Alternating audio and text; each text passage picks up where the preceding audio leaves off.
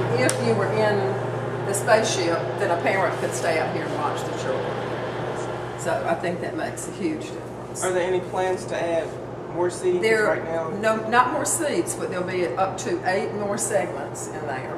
And we will have in the corner that was open for school groups, we have plans to do, and it's an interactive, I think we're going to be able to handle this, a clear tube that'll do like a hydrogen rocket that'll go to the ceiling and then drop down. Wow. But again, we just had to wait until funding was available. We used every penny we had.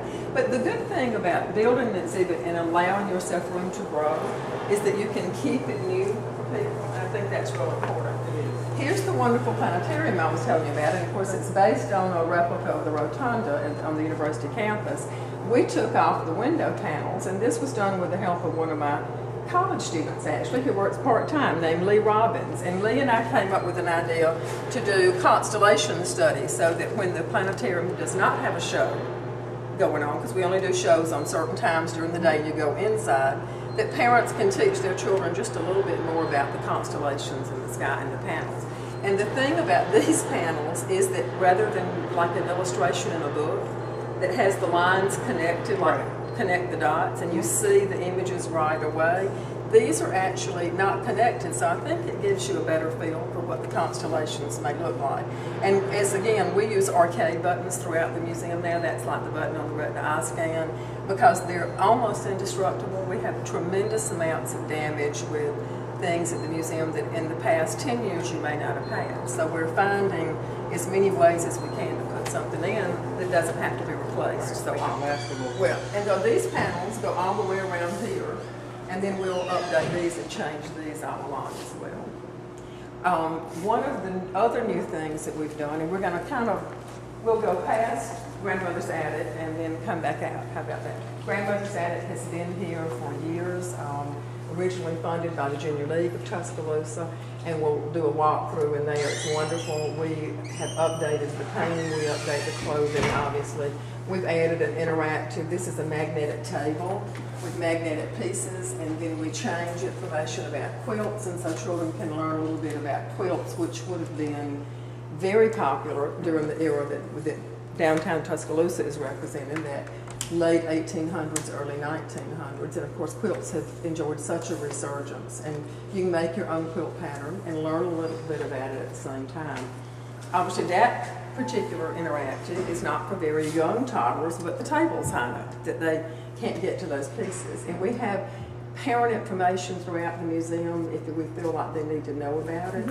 Like this one says the quilt table utilizes small pieces, so it's a reminder to parents very gently, and they're wonderful about maintaining the protection of their child, but we just may need to let them know that. This has been repainted recently. It used to be green if you're a former visitor of the child. One of our fun house mirrors, and it got a break in it, one of those damaged things that we say, so we put giant bandages on it for a big boo-boo, so. And I think that's been fun. We have funhouse mirrors located throughout the museum.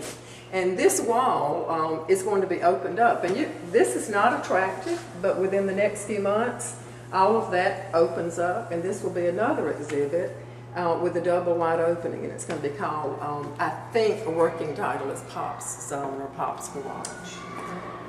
Once Upon a Farm is the exhibit for infants that we opened.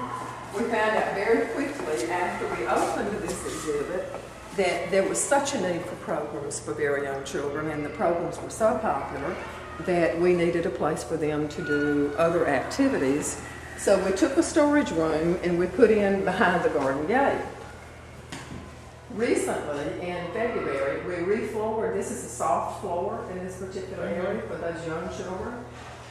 And again, this is for like infants to about 3 or 4 years old. And everything is child scale. We've just roofed in and closed in the wall and painted new murals here. Kim Hudson did the new murals here. And we've got a few more things coming in, but this is the home to art adventures for very young children. It's home to reading corners for them.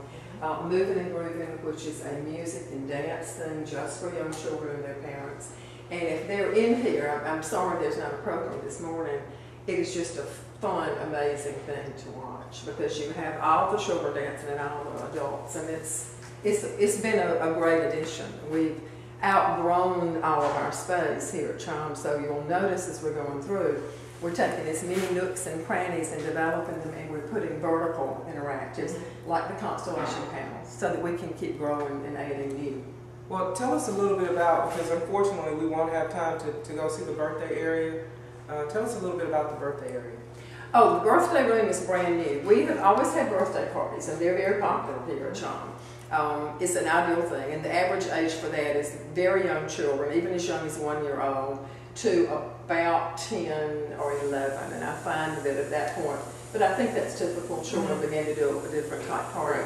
But we built a whole new room for that. So it's bright colors, there's a birthday throne that the birthday child sits in, the walls are angled out, and there will be things in there, and it has a huge black and white checkerboard kind of pattern, so on the floor. Far more exciting than it has been. And so we've opened to that now, and the theme parties will be announced within the next 2 or 3 weeks. Okay. Will that be something you'll post on your website? Right, right. Okay. We will have pictures. We also have on our website, even our current website, we have a 360-degree view. We have a virtual tour that shows you views of everything in the museum. Okay. And you can go to that, and that's www.chomonline.org. Okay. That will be the same address, and it's on the tourism website for the state of Alabama as well. Give us your hours of operation. We're open Monday through Friday from 9 to 5, and on Saturdays from 10 to 4. We're closed on Sundays, and we're closed on major holidays, but you can always call, and that makes a big difference. We're going to begin opening for something in June called Friday Fun Nights, and we will open from 6 to 9, and it will be a limited number of children that we can handle. The exhibits aren't open, but we're doing an entire thing just for those children. That's an additional charge, and parents can call and reserve a space for their children. They need to be potty trained, so it'll be 4 years old and up. We'll even have computer activities then, and just this morning we were talking about incorporating some Spanish things during that. We're going to probably open another night during the week as well, and we're going to try Friday Fun Night and see what happens, because we think there are a lot of parents that simply can't get here before 5 or that need a break. And so if you need a break, this is the perfect time to do it, and you would sign, your child in and out. So. Well, Charlotte, it sounds like you have a lot of stuff going on here at CHOM. We do. Unfortunately, we weren't able to get to everything. I but know. Maybe we can do that on another time. Maybe so. This is Lynette with Charlotte Gibson at Children's Hands-On Museum. About town. Thank you.